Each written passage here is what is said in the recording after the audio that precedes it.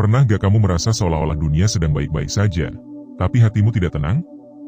Semua berjalan normal. Tidak ada yang marah. Tidak ada masalah besar. Tapi tetap saja ada sesuatu yang mengganjal. Rasanya seperti ada beban yang tak terlihat, menyusup dalam kepala, dan memaksa kita berpikir tanpa henti. Kalau kamu pernah merasakan itu, kemungkinan besar kamu sedang tersiksa oleh pikiranmu sendiri. Dan kalau kamu sedang menonton video ini, mungkin ini bukan kebetulan. Mungkin ini adalah bagian dari prosesmu untuk menyadari bahwa selama ini, yang paling sering membuatmu lelah bukanlah dunia luar, tapi ruang pikir yang tak pernah diam di dalam diri. Stoikisme menyebut ini sebagai sumber penderitaan paling halus, pikiran yang tidak terkendali. Pikiran yang liar, yang terus mengulang masa lalu, yang terus mereka ulang ketakutan, yang sibuk menciptakan cerita tanpa ujung. Marcus Aurelius pernah menulis dalam catatannya sendiri, kebanyakan dari apa yang kita khawatirkan, tidak pernah benar-benar terjadi. Dan jikapun terjadi, kita seringkali lebih kuat daripada yang kita kira. Kamu mungkin sedang memutar kembali satu kejadian kecil yang terjadi tadi pagi. Satu kesalahan. Satu komentar yang membuatmu malu. Atau kamu sedang memikirkan masa depan, bertanya-tanya, bagaimana kalau aku gagal? Bagaimana kalau semua usahaku tidak cukup? Bagaimana kalau orang lain lebih baik dari aku? Ini bukan hal aneh. Kita semua pernah berada di sana. Tapi masalahnya muncul ketika pikiran-pikiran ini terus berulang, terus tumbuh, dan kita mulai mempercayai semuanya seolah-olah itu nyata. Padahal, sebagian besar dari mereka hanya asumsi. Hanya persepsi.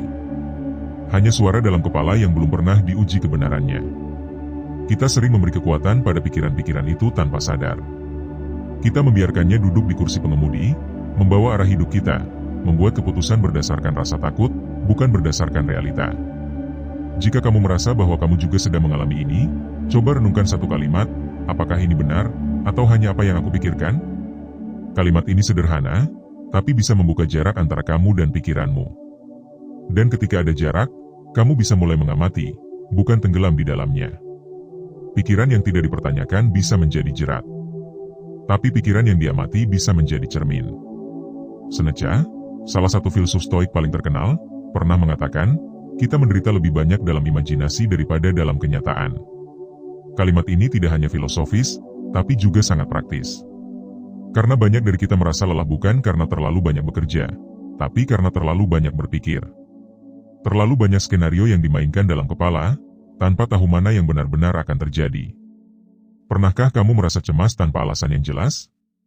Bangun tidur, perasaan berat, padahal belum ada satupun masalah yang datang hari itu.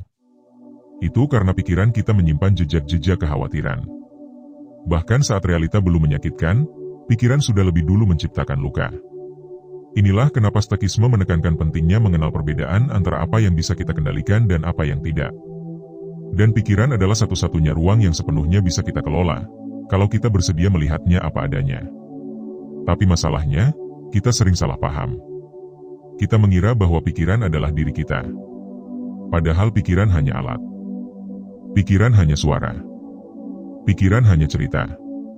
Kita bisa memilikinya tanpa harus menjadi budaknya. Bayangkan ada seorang teman yang terus berbicara di telingamu sepanjang hari. Ia mengingatkan kesalahanmu.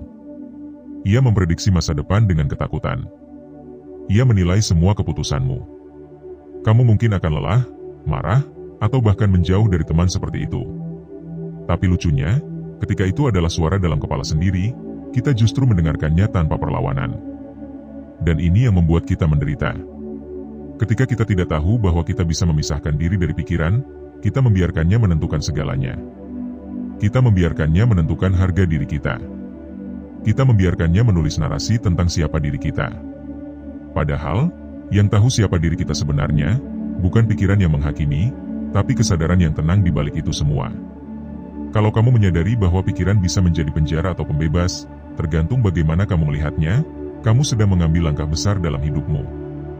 Langkah menuju keheningan batin yang tidak tergantung pada situasi luar. Dan ini bukan sekadar konsep. Ini adalah latihan harian. Ketika kamu sadar bahwa tidak semua pikiran harus dipercaya, kamu akan mulai merasa lebih ringan. Kamu tidak perlu lagi meladeni setiap kekhawatiran. Kamu tidak perlu lagi menjawab semua asumsi. Kamu cukup melihatnya, menyapanya, dan membiarkannya pergi. Sama seperti awan yang datang dan pergi di langit. Kamu tidak perlu mendorongnya. Tidak perlu membencinya. Tapi juga tidak perlu mengikutinya kemana-mana.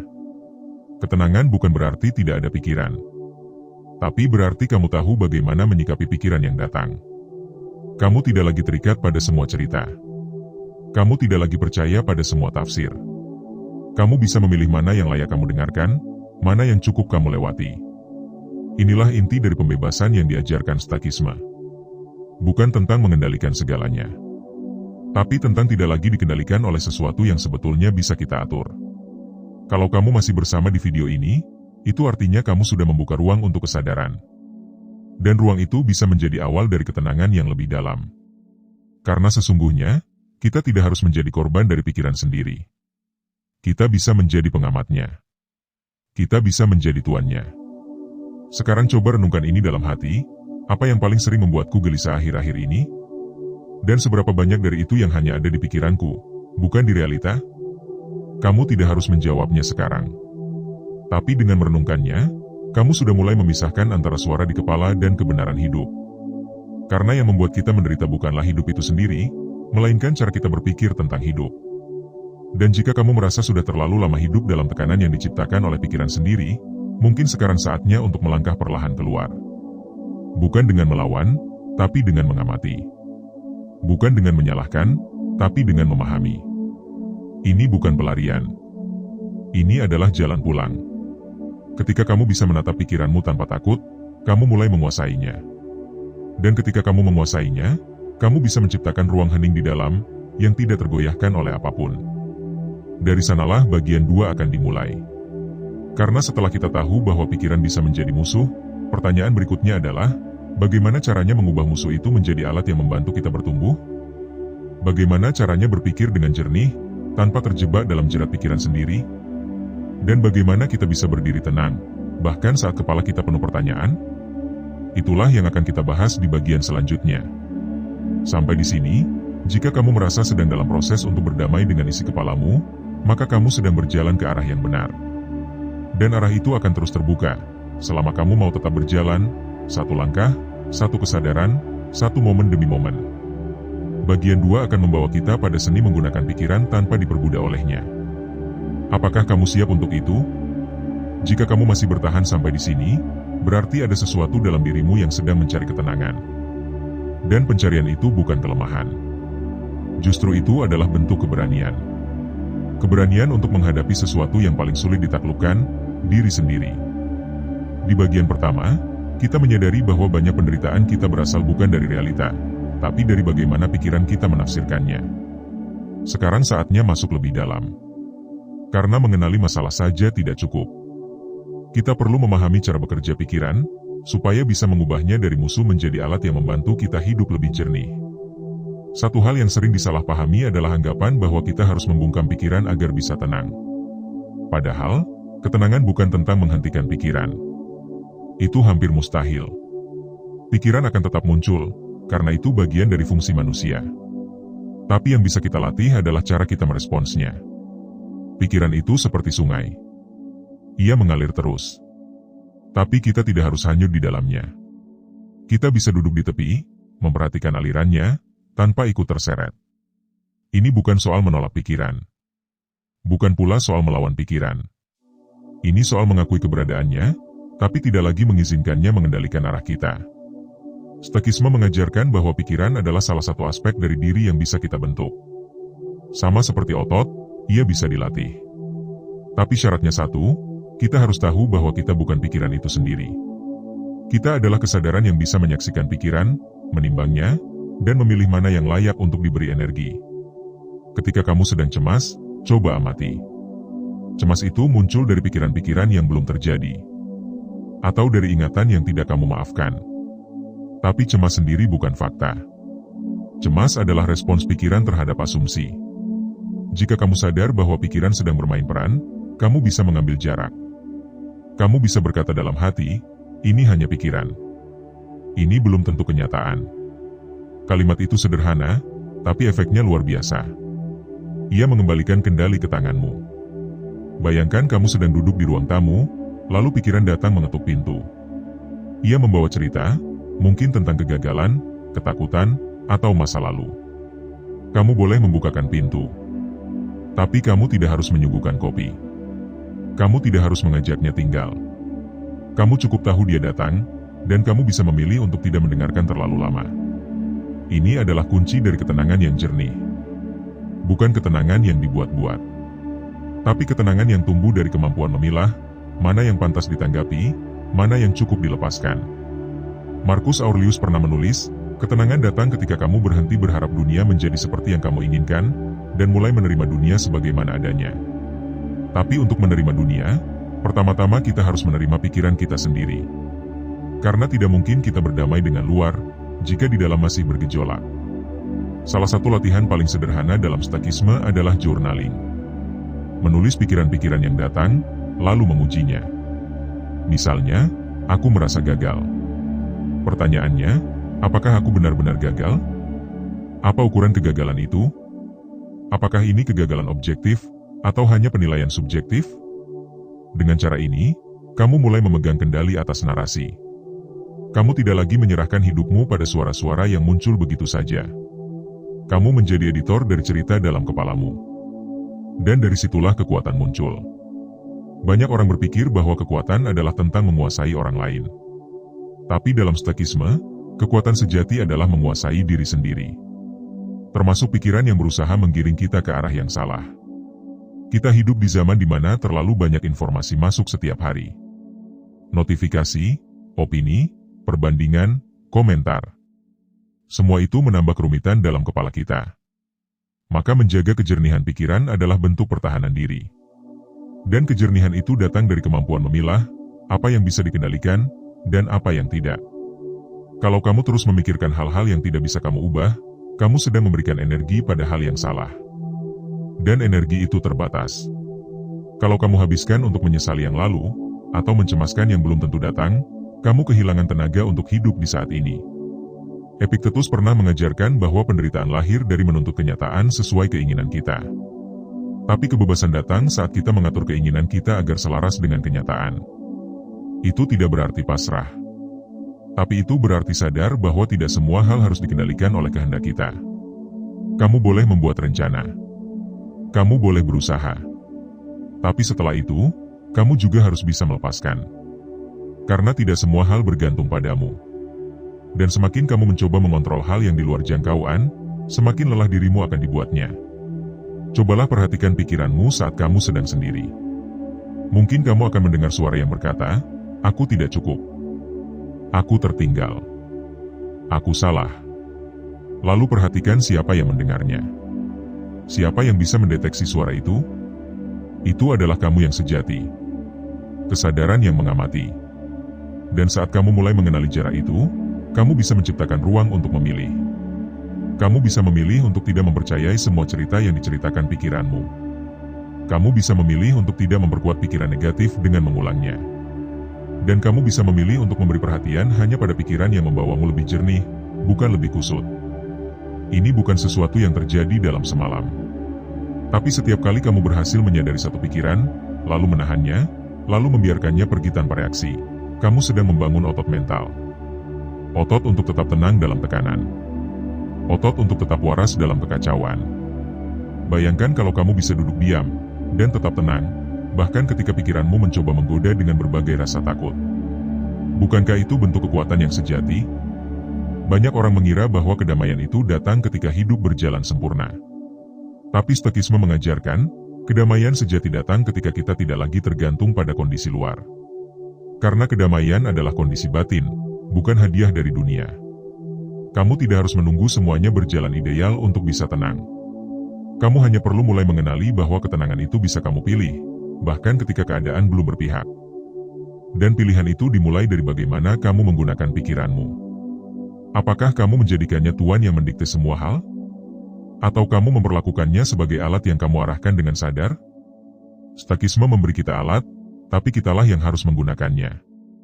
Dan alat utama dalam Stoikisme adalah pengamatan. Mengamati pikiran tanpa larut. Mengamati emosi tanpa tenggelam. Mengamati reaksi tanpa langsung bertindak. Dari pengamatan itu, lahirlah kesadaran. Dari kesadaran itu, lahirlah kebebasan. Dan dari kebebasan itu, lahirlah kedamaian yang tidak mudah digoyahkan. Kalau kamu sampai di sini, berarti kamu sudah memulai proses itu. Dan proses ini bukan tentang menjadi sempurna, tapi tentang menjadi sadar.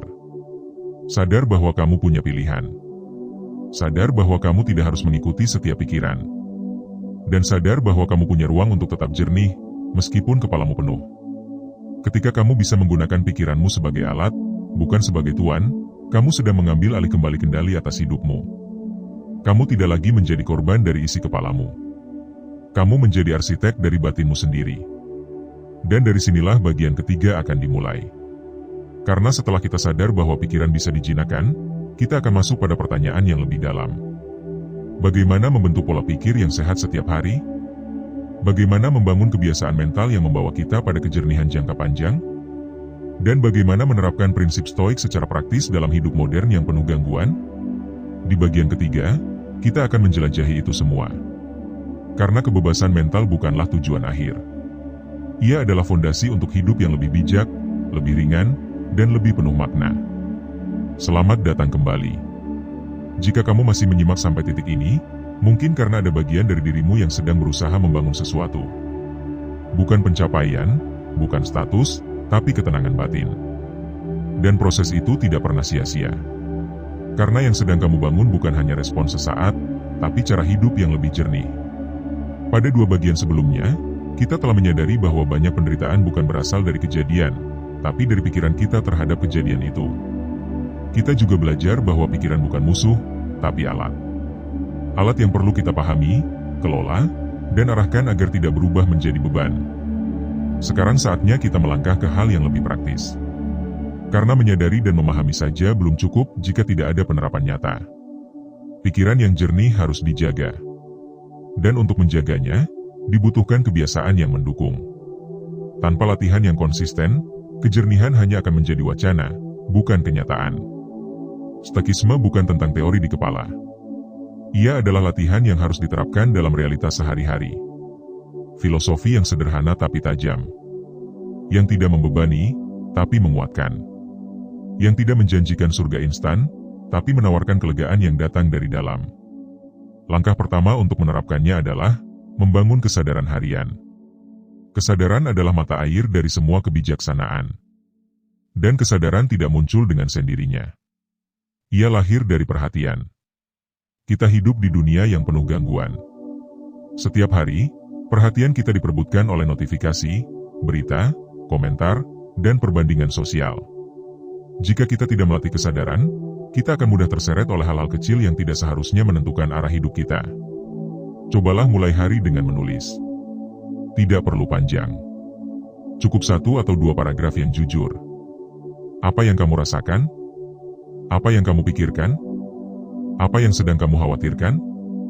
Lalu tanyakan, apakah ini dalam kendaliku? Kalau ya, apa yang bisa kulakukan? Kalau tidak, apa yang bisa kulepaskan? Latihan ini bukan untuk membuatmu positif setiap hari, tapi untuk menjernihkan kabut dalam pikiran. Karena banyak keputusan buruk lahir dari pikiran yang keruh. Langkah kedua, membangun jarak emosional. Ini bukan berarti kamu menjadi dingin atau tak peduli, tapi berarti kamu belajar untuk tidak reaktif. Dunia luar bisa memicu, tapi kita tetap punya pilihan, mau merespons dengan cara lama, atau dengan cara yang lebih sadar. Bayangkan kamu dikritik, atau orang lain bertindak tidak adil padamu. Dalam hitungan detik, pikiran akan bereaksi. Tapi kamu bisa menahan sejenak. Bertanya pada diri sendiri, apakah ini penting? Apakah aku akan peduli tentang ini minggu depan, bulan depan, atau tahun depan? Dengan membangun jeda, kamu tidak lagi jadi budak emosi. Kamu menjadi pengamat yang memilih respons. Dan dalam jeda itu, kamu menemukan ruang kebebasan. Langkah ketiga, mempraktikkan simpati. Stoikisme sering disalahpahami sebagai ajaran individualistis yang hanya fokus ke dalam diri. Padahal tidak. Stoikisme juga mengajarkan pentingnya koneksi, kepedulian, dan belas kasih. Kita tidak bisa mengontrol orang lain, tapi kita bisa memilih untuk memahami. Ketika seseorang bersikap kasar, bisa jadi dia sedang menderita. Ketika seseorang menghakimi, bisa jadi dia sedang merasa takut. Dan ketika seseorang tidak memperhatikanmu, bisa jadi dia sedang kehilangan arah. Memahami ini membuat kita tidak mudah menyimpan dendam. Karena menyimpan dendam hanya akan menambah beban pikiran. Sementara melepaskan, justru membebaskan. Langkah keempat, mengatur harapan. Seringkali, kita merasa kecewa bukan karena kenyataan buruk, tapi karena ekspektasi yang tidak realistis. Kita berharap orang selalu baik, padahal semua manusia punya hari buruk. Kita berharap dunia adil, padahal keadilan seringkali datang lewat proses panjang. Kita berharap semuanya sesuai rencana, padahal hidup tidak selalu memberitahu arah. Mengatur harapan bukan pesimisme. Justru sebaliknya. Itu adalah bentuk realisme yang sehat. Ketika kamu tidak berharap terlalu banyak dari luar, kamu bisa lebih fokus membangun kekuatan dari dalam. Seneca pernah berkata, kebahagiaan adalah menikmati apa yang kamu miliki, bukan memikirkan apa yang belum kamu capai. Ini bukan ajakan untuk berhenti berusaha, tapi ajakan untuk berhenti bergantung pada hasil sebagai satu-satunya sumber kepuasan. Langkah kelima, menghadapi kematian dengan sadar. Ini mungkin terdengar gelap. Tapi dalam stoikisme, merenungkan kefanaan adalah cara untuk hidup lebih penuh. Bukan untuk membuat kita takut, tapi untuk membuat kita sadar. Setiap hari bisa jadi yang terakhir. Dan kesadaran itu bisa mengubah cara kita melihat segalanya. Ketika kamu tahu waktu terbatas, kamu tidak akan menyia-nyiakan energi untuk hal-hal kecil. Kamu tidak akan menunda meminta maaf. Tidak akan menahan ucapan terima kasih. Tidak akan terlalu lama bergelut dalam penyesalan. Memento mori, kata para stoik. Ingatlah kematian. Bukan sebagai ancaman, tapi sebagai pengingat bahwa hidup ini berharga. Dan mungkin, dalam kesadaran itu, kamu bisa mulai bertanya, apa yang benar-benar penting? Apa yang ingin aku tinggalkan? Apa yang akan kukenal sebagai kehidupan yang dijalani dengan baik? Langkah keenam, menjaga rutinitas sederhana. Ketenangan bukan hasil dari momen spektakuler. Ia tumbuh dari kebiasaan kecil yang konsisten. Bangun tepat waktu. Makan dengan sadar. Istirahat dengan cukup. Bergerak setiap hari. Tidak menunda pekerjaan penting. Menyisihkan waktu untuk refleksi. Rutinitas bukan penjara. Justru ia adalah struktur yang memberi ruang untuk batin tetap stabil di tengah arus dunia yang tak menentu. Ketika kamu punya rutinitas yang sehat, kamu tidak mudah kehilangan arah, bahkan saat keadaan tidak berjalan sesuai harapan. Langkah terakhir, bersyukur secara sadar. Ini bukan tentang mengulang kalimat manis tanpa makna, tapi tentang menyadari bahwa dalam segala keterbatasan, selalu ada yang patut disyukuri. Udara yang kamu hirup, mata yang masih bisa melihat, tubuh yang masih bisa bergerak, kesempatan untuk belajar, kemampuan untuk mendengarkan dan dipahami. Rasa syukur membuat kita lebih jernih. Ia tidak menghapus masalah, tapi ia menguatkan kita dalam menghadapinya. Dan pada akhirnya, semua ini kembali ke satu hal, memilih hidup dengan sadar. Bukan dengan tergesa, bukan dengan reaksi otomatis, tapi dengan kesadaran penuh bahwa setiap hari adalah kesempatan untuk menata ulang batin. Untuk mendekatkan diri pada ketenangan. Untuk membebaskan diri dari penderitaan yang tidak perlu. Kita seringkali berpikir bahwa perubahan besar butuh langkah ekstrim. Tapi stoikisme mengajarkan sebaliknya. Perubahan besar lahir dari perubahan kecil yang dilakukan dengan kesadaran penuh, setiap hari. Mulailah dari satu langkah. Satu kesadaran. Satu keputusan untuk tidak langsung percaya pada pikiran negatif. Lalu ulangi. Hari demi hari. Karena hidup yang jernih tidak dibangun dalam sehari, tapi dibentuk dari pilihan sadar yang terus dilatih. Jika kamu sudah sampai di akhir bagian ini, maka kamu sudah membuktikan satu hal, kamu punya kapasitas untuk hadir dalam dirimu sendiri. Dan itu bukan hal kecil. Di dunia yang penuh distraksi, kemampuan untuk hadir adalah kekuatan langka. Semoga setelah ini, kamu bisa mulai memperlakukan pikiranmu bukan sebagai sumber penderitaan, tapi sebagai alat untuk hidup lebih bijak. Semoga kamu bisa duduk tenang, meski dunia di sekelilingmu gaduh. Dan semoga kamu bisa memelihara kejernihan, bahkan saat hidup tidak selalu sesuai rencana. Karena pada akhirnya, bukan keadaan yang menentukan kualitas hidup kita. Tapi cara kita memandang dan merespons keadaan itulah yang membentuk keteguhan kita. Terima kasih telah bertahan sejauh ini. Semoga ini menjadi awal dari perjalanan batin yang lebih tenang, lebih sadar, dan lebih bermakna.